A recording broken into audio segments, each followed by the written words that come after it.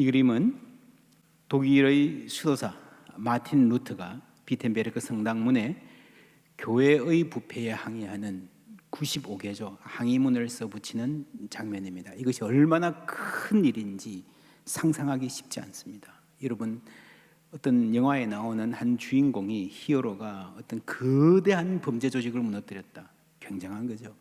한 악당의 조직이 아니라 한 나라를 무너뜨렸다. 그것도 아니고요. 이 마틴 루터의 이 사건이 중세 1000년을 지속해온 유럽 사회 전체의 체제를 무너뜨린다 것이라면 여러분 얼마나 큰 일입니까?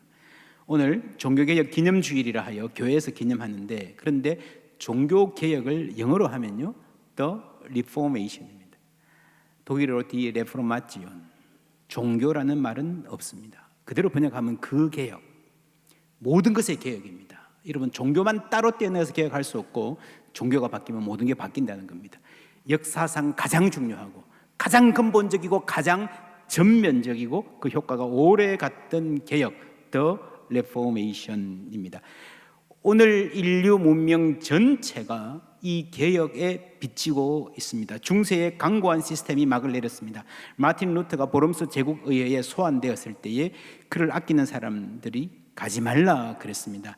얀 후스라는 개혁자가 한 세기 전에 콘스탄트 공의회의 출석 요구를 받았습니다. 와서 우리 토론해보자, 허심탄회하게 논의해보자, 누가 맞는지. 그래 놓고 출석하니까 바로 체포해서 투옥했고 결국 화형시켰습니다. 그 일을 상기시키면서 루터에게 가지 말라 간곡하게 권했습니다. 그때 루터가 한 말이, 보름스의 지붕 기와장만큼이나 많은 마귀들이 자리를 잡고 있다고 해도 나는 그곳에 가겠다. 이것이 영적 싸움임을 분명히 알았습니다. 이 의회에 출석해서 루터는 두 가지 요구를 받습니다. 그대의 이름으로 출판된 이 책들을 그대의 것으로 인정하는가? 그대는 이 책들에서 쓴 내용을 철회할 준비가 되어 있는가?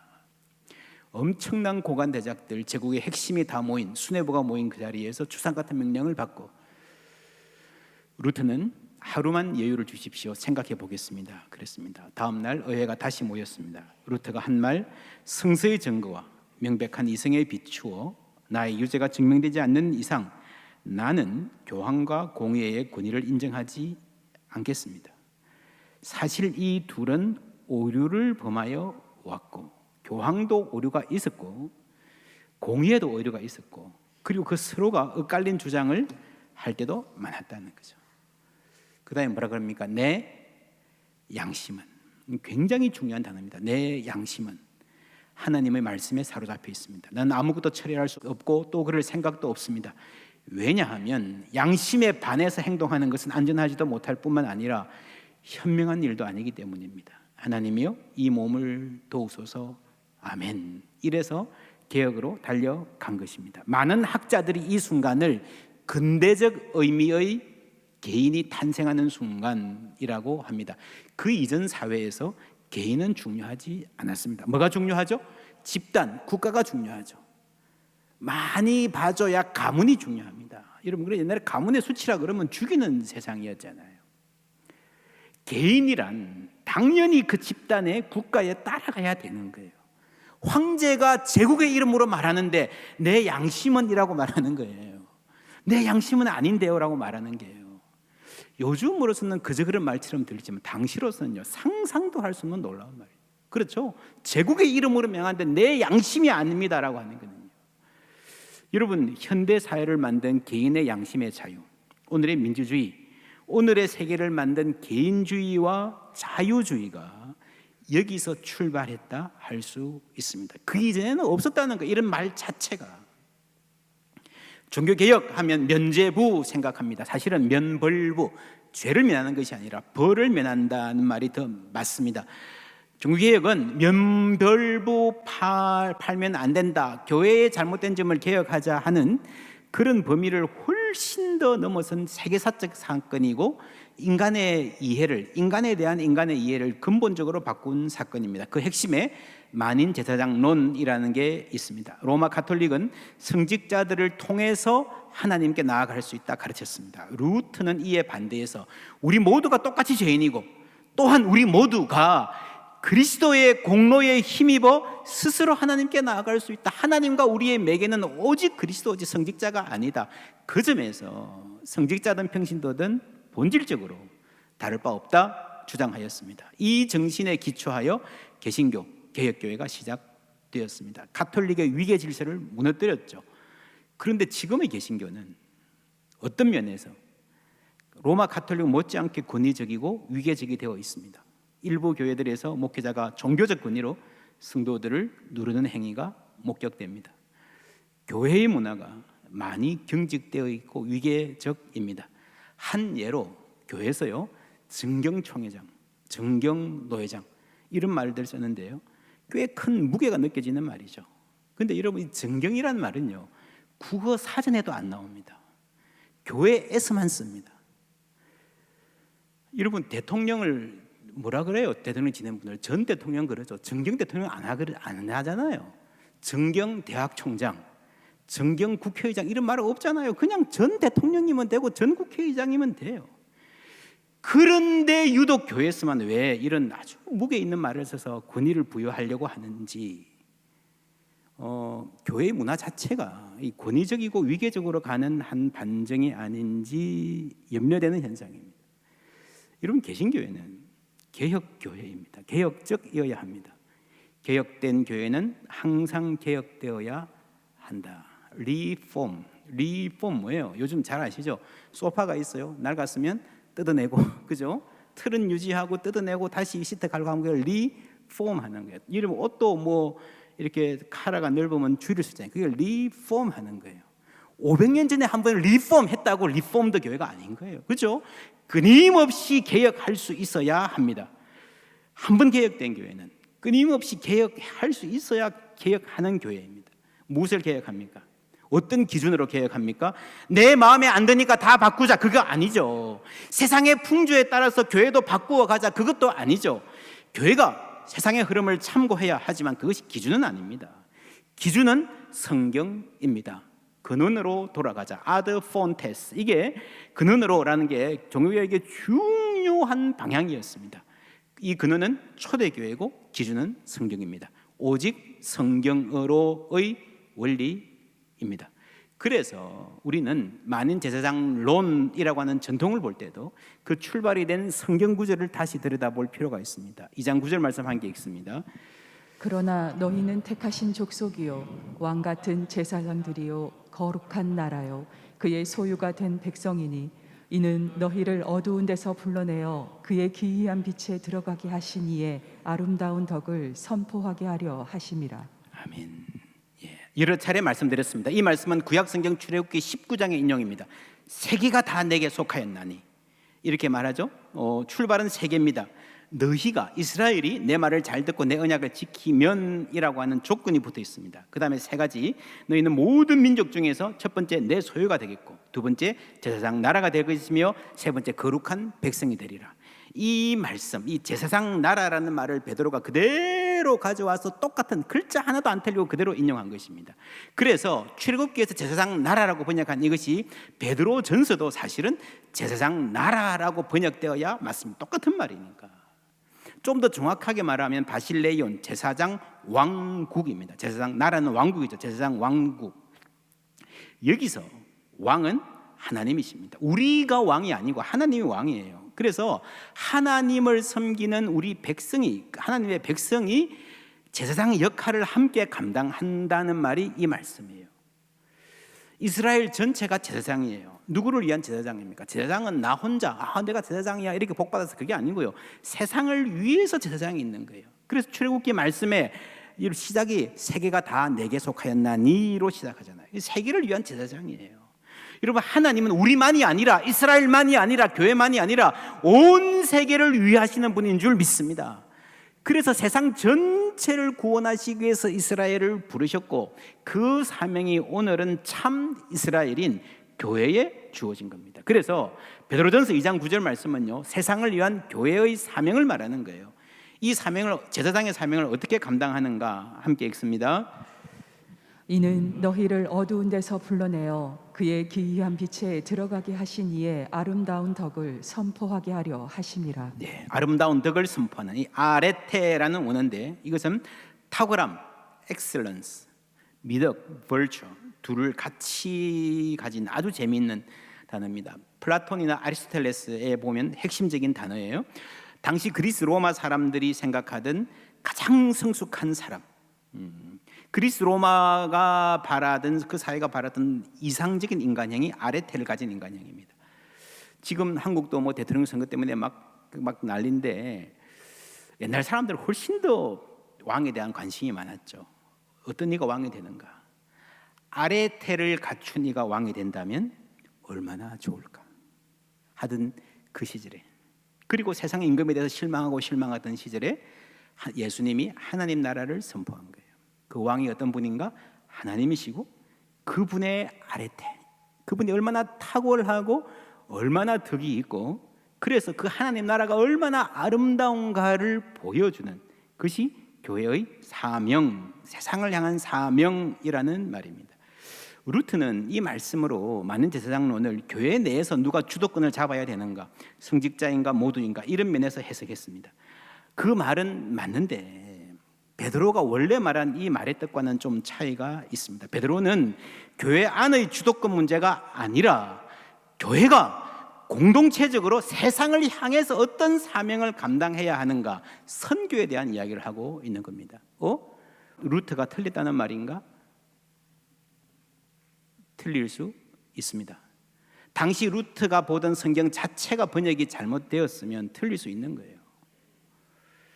우리는 개혁교회니까 루트가 이렇게 해석했으니까 우리는 루트의 전통을 따라야 한다라고 생각하는 사람들이 혹시 있다면 물어봐야 됩니다. 근본으로 돌아가서 종교개혁의 가장 중요한 주장이 무엇입니까? 전통이냐? 성경이냐? 여러분, 이거는 세계사 교과서에도 중학교 때 배우는 겁니다. 그렇죠? 구교는 전통을 중요시하고 신교는, 개신교는 성경을 중요시한다. 그런데 루터의 학설을, 칼빈의 성경 해석을 성경 자체보다 더 위에 두면요, 우리가 로마 카톨릭으로 돌아가는 거예요. 루터의 이름으로 루터를 반대하는 게 되는 거죠. 여러분, 교황 무엇을, 교황이 교리에 대해서 말한 것은 틀리지 않다, 교황 무엇을이 잘못됐다라고 말하면서 은연중에 계신 교인들이 루터 무엇을, 깔뱅 무엇을로 가고 있는 거예요. 루터나 칼빈은 전통에 얽매이지 말고 근원으로 돌아가야 되는데, 오직 성경 말씀이라 그랬는데 지금 계신 교인들이 그렇게 말한 사람들을 전통으로 붙잡고 있으면요, 여러분, 전통에 얽매이는 것은 로마 카톨릭으로 되돌아가는 것입니다. 우리는 전통을 소중히 여겨야 됩니다. 그러면서 그것을 시대에 맞게 재해석할 수 있어야 되고, 그 기준은 성경입니다. 자기 마음대로 해석하는 것이 아니라 신실하고 진지한 학자들의 연구, 신학 연구가 그래서 중요한 거예요. 만인 제사장론 자체는요, 맞는 말이에요. 루터 당시에는 이게 필요했습니다. 루터는 이 말씀을 붙잡고 기도하면서 자기 시대의 문제에 신실하게 응답했습니다. 당시에 교회가 지나치게 교권화되어 있었기 때문에 교회의 문제를 옳게 지적했습니다. 지금은 시대가 다릅니다. 그게 완전히 틀렸다는 말이 아니고 더 중요한 강조점이 성경에 있다는 거예요. 지금 시대가 다른 게요, 여러분, 일단 만인 제사장이라는 말 자체가 오늘날과 맞지 않습니다. 루터 당시에는 만인이 그리스도인이었잖아요. 태어나서 평생을 살면서 예수 안 믿는 사람 한두 사람 보기가 무척 힘들었습니다. 그러니까 만인 제사장이라는 게 말이 돼요. 그런데 지금은 아니잖아요. 본래 신약 성경은 베드로전서의 말씀도요, 이 사회의 대부분이 예수 안 믿는 사람이고 교회는 소수일 때, 여러분, 수십만 인구 중에 몇십 명 안 되는 교회일 때 그때 쓰여진 말씀이에요. 그 소수의 교회가 이 세상을 향해서 어떤 사명을 담당해야 하는가에 대한 말씀입니다. 11절 12절 함께 읽습니다. 사랑하는 자들아, 거류민과 나그네 같은 너희를 권하노니 영혼을 거슬러 싸우는 육체의 정욕을 제어하라. 너희가 이방인 중에서 행실을 선하게 가져 너희를 악행한다고 비방하는 자들로 하여금 너희 선한 일을 보고 오시는 날에 하나님께 영광을 돌리게 하려 함이라. 아멘. 여러분, 그리움인과 나그네 같은 너희, 이 말이 무슨 말입니까? 그리움인 나그네는요, 한국에 와서 사는데 한국 시민권이 없는 사람들을 말하죠. 한국에 일하러 와 있는 외국인 노동자들 있잖아요. 그런 분들을 그리움인 나그네라고 이야기합니다. 그 사회에서 아무래도 소외된 사람들, 권리 주장이 힘든 사람들을 말하는 거죠. 여러분, 그런데 너희는 그리움인과 나그네다라고 한 게 아니고 그리움인과 나그네 같은 너희다. 같은 너희다라는 말은 무슨 말인가 하면요, 당시에 그리스도인들이 법적으로 시민권자가 아닌 나그네라는 말이 아니고 영적인 의미에서, 문화적인 의미에서 나그네였다는 거죠. 실제로 외국에서 와서 시민권 없이 살아가는 사람들이 아니었고 이 땅에서 태어나서 내 나라에 살아가는데 예수를 믿고 나니까 이 세상에 대해서 문화적으로 외국인이 되었다는 거예요. 예수 믿고 예수 때문에 다르게 사는데 세상이 그것을 용납하지 않는다는 거예요. 너희가 이방인 중에서 행실을 선하게 가져. 그렇죠. 예수 안 믿는 사람들 중에서 그 사람들하고 다르게 사니까 세상 사람들이 이상하게 보기도 하고 비방하기도 하는 거예요. 여러분, 예수 믿는 사람 하나 없는 가정에서 누군가 예수 믿기 시작하면 어떻게 됩니까? 가만 놔둡니까? 예수 모르는 마을, 예수 모르는 나라에서 누군가 먼저 예수 믿고 좀 다르게 살기 시작하면 여러분 박수 쳐줍니까? 아니죠. 색안경 끼고 보죠. 이것저것 트집 잡아 비방하죠. 왕따시키기도 하죠. 너 왜 그렇게 별나게 사냐? 아마 그런 경험 해보신 분들 있을 거예요. 예수 믿고 나 이제부터 술 안 마실래? 그러면 옛날 친구들이 뭐라 그럽니까? 혹은 직장에서 뇌물 받고 적당히 넘어가던 사람들이 나 이제부터는 그렇게 안 할래요 하면 뭐라 그럽니까? 칭찬해요? 너만 잘났냐? 그러지 않습니까? 너희로 악행한다고 비방하는 자들에게 이 말이 그 말이에요. 여러분, 선하게 살면요 오히려 악행한다고 비방을 받을 수 있습니다. 아드 폰테스, 근원으로 돌아가자, 초대교회로 돌아가자 했는데 그 초대교회는 기독교인들이 소수인 시대, 핍박받고 억압받던 시대였습니다. 그런데 루트의 시대는 달랐죠. 교회가 힘이 있던 시대였습니다. 기독교 왕국. 여러분, 기독교가 로마에서 공인받기 전에는요 예수 믿고 사는 것이 무척 힘든 시대였는데 국교가 되고 나니까 이제는 예수 안 믿고 살기가 무척 힘든 시대가 되었습니다. 좋은 일입니까? 예, 좋은 면도 있습니다. 기독교 왕국, 크리스텐덤이라고 말하는데 이 중간에 있는 이 사진은요 이스탄불, 옛날 콘스탄티노플에 있는 소피아 대성당입니다. 지금 가봐도요 어마어마한 건물입니다. 이 2000년 가까운 옛날에 이 육중한 건물을 어떻게 지었을까? 정말 신비로운 느낌이 들 정도로 아름다운 건물입니다. 당시에는 세계에서 가장 큰 건물이 소피아 성당이었습니다. 정치적 권력, 돈, 교회가 다 가졌습니다. 지금은 아니죠. 왕국 이후 지금의 가장 큰 건물들은 큰 기업의 빌딩들이죠. 교회는 그림자로, 아름다운 교회는 있지만, 나름대로 자랑할 만한 교회는 있지만 그림자로 존재하는 주변에 밀려난 시대입니다. 여러분, 그런데 중세의 권력이 한창일 때요 역사상 최고의 신학자로 꼽히는 토마스 아퀴나스가 당시 교황 인노센트 3세와 교황청의 그 화려한 건물의 발코니에서 대화를 나눈 적이 있습니다. 교황이 말합니다. 이제 교회는 더 이상 은과 금은 내게 없거니와 라고 말할 필요가 없게 된 것 같네. 아퀴나스가 대답했습니다. 네, 맞습니다. 그럴 필요가 없게 되었습니다. 그러나 동시에 내게 있는 것을 내게 주노니 곧 나사렛 예수 그리스도 이름으로 일어나 걸어라 라고 말할 수 없는 교회가 되고 말았습니다. 돈을 믿고 권력을 믿으니까 예수를 덜 믿는 거예요.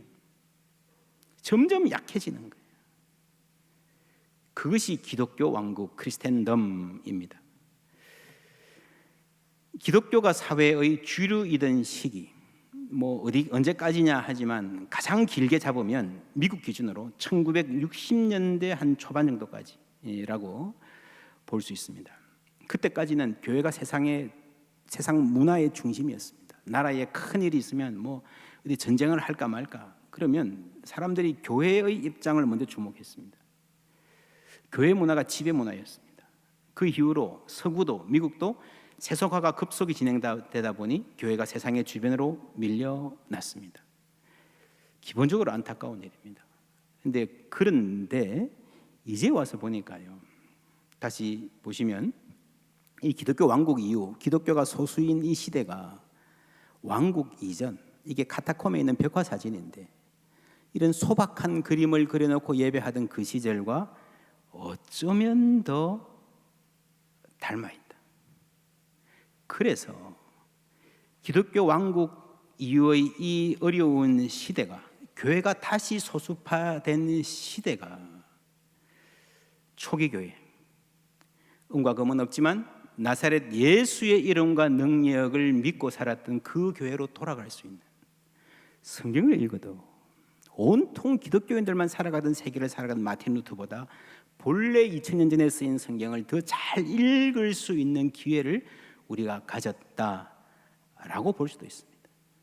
그래서 우리가 다시 한번 되새겨야 되는 사명은 하나님의 아름다운 덕 아레테, 초대교인들이 그 빛을 세상에 보여주면서 여러분 세상 사람들에게 매력적으로 보였던 그런 공동체를 만들었던, 다시 우리가 꿈꿀 수 있어야 됩니다.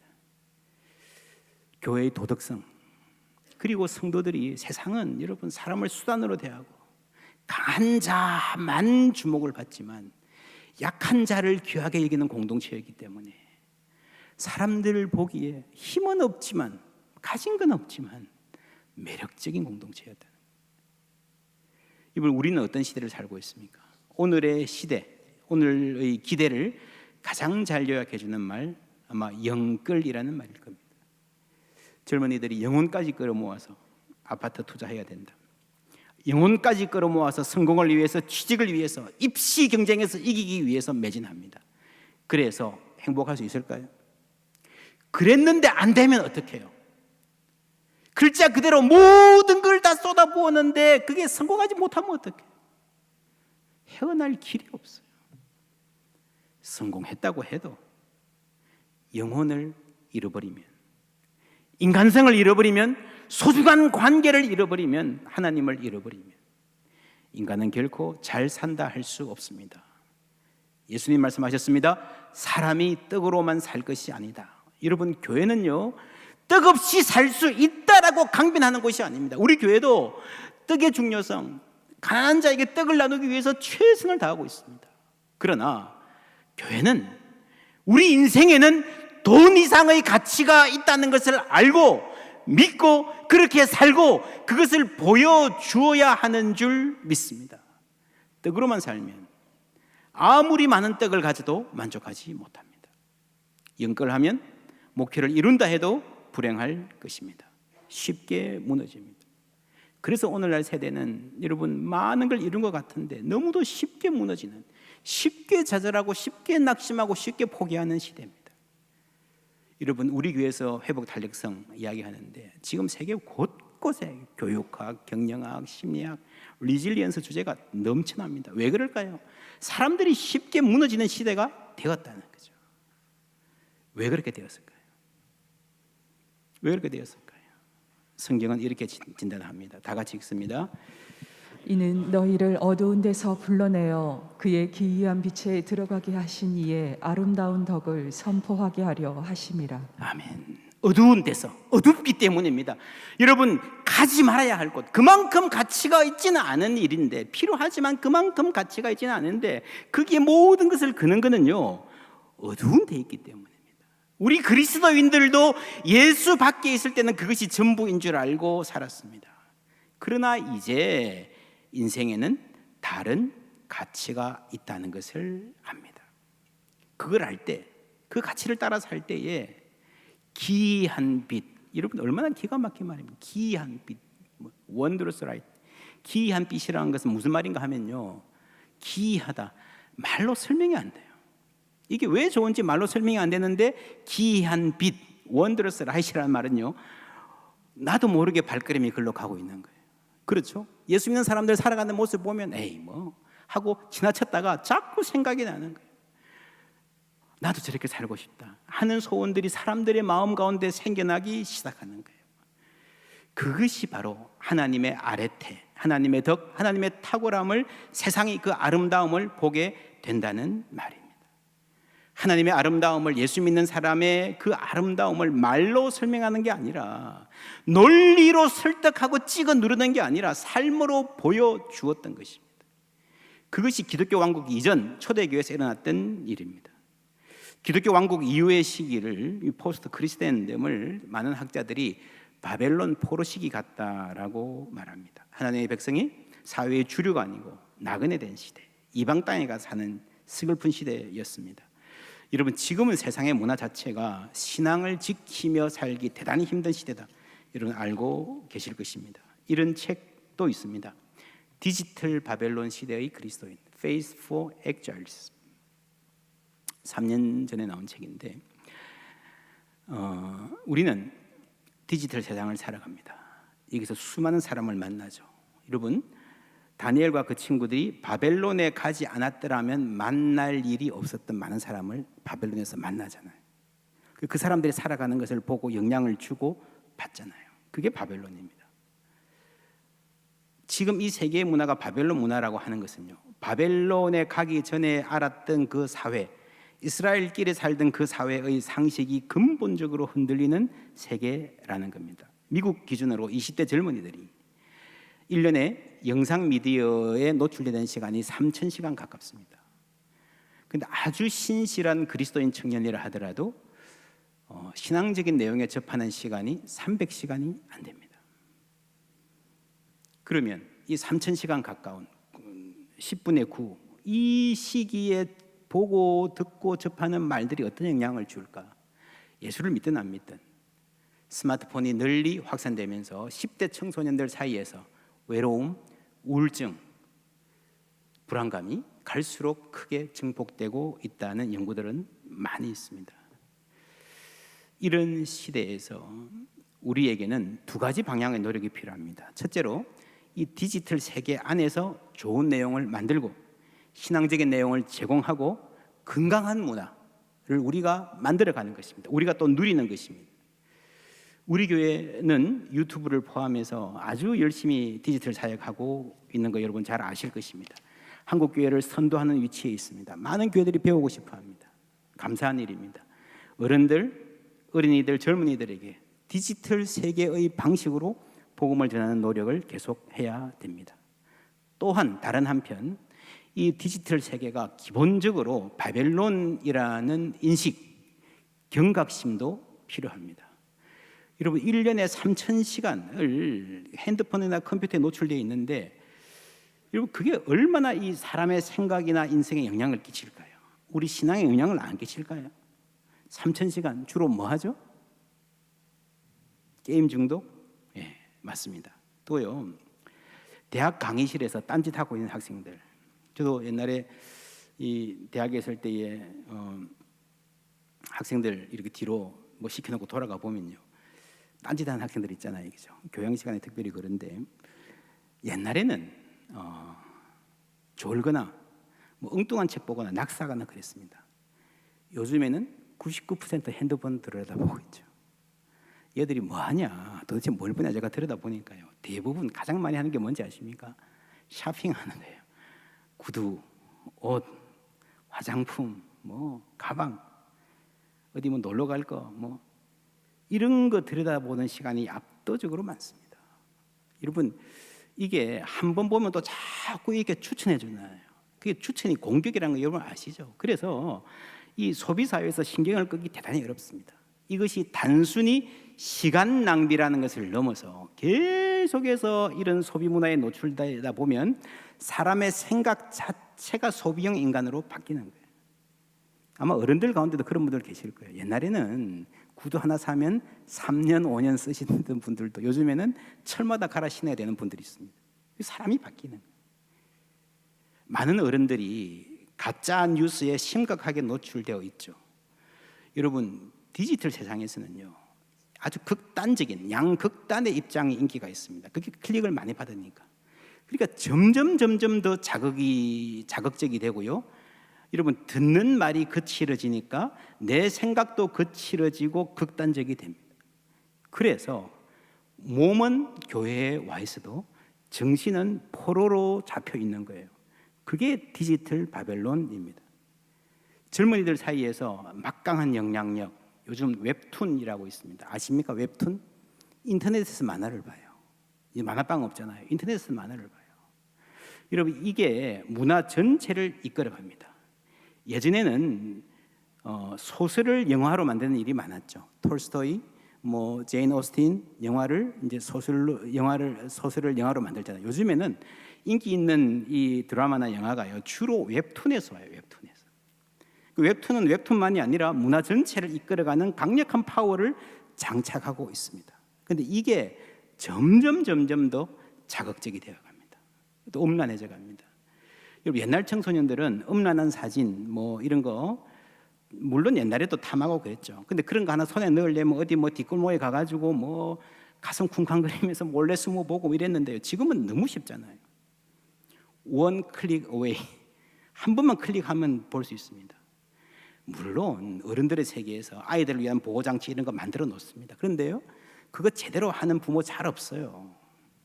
왜냐하면 그게 복잡하기도 하고 아이들이 훨씬 더 디지털 세계에 익숙합니다. 선수예요, 선수. 감당이 안 돼요, 부모들이. 맡기 쉽지 않습니다. 여러분, 그러다 보면요, 사람의 생각이 바뀌어요. 생각이 단지 시간 낭비 정도가 아니에요. 디지털 세계에 음란물이 너무 흔하다 보니까 지금의 아이들은 그런 일이 잘못된 거라는 생각도 별로 없습니다. 2016년에 바나그룹이 연구한 바에 의하면 10대 청소년들 대다수가 음란물을 보는 것보다 물건을 재활용하지 않는 것이 더 비도덕적이라고 생각한다. 기가 막히죠? 어른들 입장에서는 한쪽으로는 기가 막히고요, 한쪽으로는 부끄러운 일이죠. 지금 청소년들은 음란물 보는 것, 그거야 좀 그렇지만 남에게 피해는 안 주지 않냐. 그런데 어른들이 분리수거 잘 안 하는 거는요, 분노하는 거예요. 이 아이들의 입장도 우리가 생각해 볼 필요가 있습니다. 어른들도 반성할 점이 있죠. 이 대목이 앞으로 교회가 어떤 교회가 되어야 될지를 잘 보여줍니다. 한쪽으로는 성적인 순결, 건전한 문화를 만들고 몸과 마음을 깨끗하게 지킬 수 있도록 교회가 노력하고 보호해야 됩니다. 그리고 또 한쪽으로는 환경 보호에 앞장서는, 그래서 젊은 세대에 존경받는 교회가 되어야 됩니다. 여러분, 또 뭐가 있겠습니까? 분리수거, 환경 보호 외에 젊은 세대들의 윤리 코드 뭐가 있을 것 같습니까? 여러분, 남녀 차별이 너무 심한 어른들은요, 젊은들이 존경하지 않습니다. 옛날 분들이니까 이해는 해요. 이해는 하지만 사고에 있어서 남녀 차별이 너무 심한 분은 젊은이들이 존경하고 따르지 않습니다. 할아버지 할머니가 나한테는 개인적으로 잘해주고, 그리고 집에서 예배드리자 그러고 교회 잘 다녀도요, 아파트에서 나가면 경비원을 무시하는 사람이라면 존경받기 힘들 것입니다. 여러분, 가치 소비라는 말 들어보셨습니까? 나는 가치 소비자다. MZ 세대의 79%가 나는 가치 소비자다라고 대답을 합니다. 이 뭔가 하면요, 소비에 있어서 기성세대는 싼 것, 품질 좋은 것 찾죠. 젊은 세대는 다르다는 거예요. 사회에 기여하는 기업, 환경을 보호하는 기업, 직원들을 착취하지 않고 공정하게 대하는 기업, 물건을 사려고 노력합니다. 이게 그 세대의 자부심이에요. 무려 80%잖아요. 굉장한 숫자입니다. 그래서 여러분, 이제는요, 이거 모르면 기업은 순식간에 망합니다. 여러분 아시죠? 오너 리스크라는 말. 이 물건이 품질은 좋은데 전혀 문제 없는데요, 오너가 비도덕적인 짓을 하면요, 기업이 순식간에 주가가 막 확 떨어지고 바로 망합니다. 세상이 이렇게 바뀌고 있습니다. 이 일은 요즘 세태에 양면이 함께 있는 거예요. 한쪽으로는 과도한 물질주의, 극단적 경쟁, 음란을 비롯한 도덕적인 문제에서의 상대주의, 그리고 자기 중심성이 있습니다. 쾌락의 문화가 있습니다. 그리고 같은 세대의 한편으로는 어른들을 부끄럽게 하는 건강한 흐름도 있다는 것을 인정해야 됩니다. 이 복잡한 사회에서, 급변하는 사회에서 교회가 어떻게 세상의 빛이 될 것인가? 하나님이 답입니다. 우리는 가만히 있으면 하나님이 해결해 줄 거야. 그게 아니고요. 우리는 개차판으로 살지만 하나님은 훌륭하시다. 그게 아니고요. 하나님의 아름다움, 그 아래태, 그 탁월함과 그 미덕을 교회가 세상에 보여줘야 된다는 거죠. 베드로 전서에서 이 말을 하고 후서에 가면 이렇게 말합니다. 베드로 후서 1장 5절에서 7절 함께 읽습니다. 그러므로 너희가 더욱 힘써 너희 믿음의 덕을, 덕의 지식을, 지식의 절제를, 절제의 인내를, 인내의 경건을, 경건의 형제 우애를, 형제 우애의 사랑을 더하라. 아멘. 믿음 다음에 뭐가 나옵니까? 덕이죠, 덕. 이게 바로 아레테예요. 하나님의 아름다운 아레테를 세상에 선포하게, 선전하게 하려 함이라. 그리고 베드로 후서에 가서는 너희들이 믿음의 덕을 더해야 된다. 그래서 성장해 가야 된다. 사랑에까지 이르러야 된다라고 말합니다.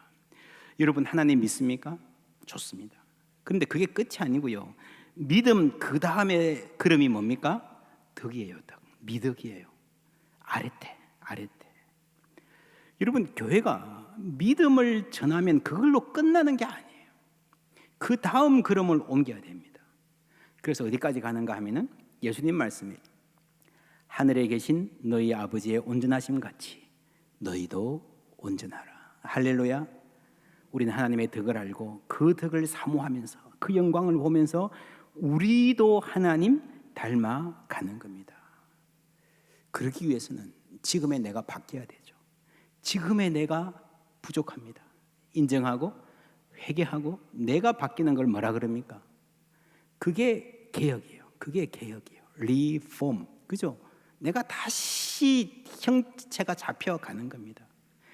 여러분, 종교개혁은요, 개혁은요, 교회 제도만 바꾸는 게 아닙니다. 우리가 고백하잖아요. 교회는 제도도 아니고 교회는 건물도 아니고. 건물을 수리하는 게 리포메이션이면 쉽죠. 제도를 바꾸는 게 리포메이션이면 그것도 어렵지 않습니다. 우리가 교회이기 때문에 우리가 바뀌어야 되는 줄 믿습니다.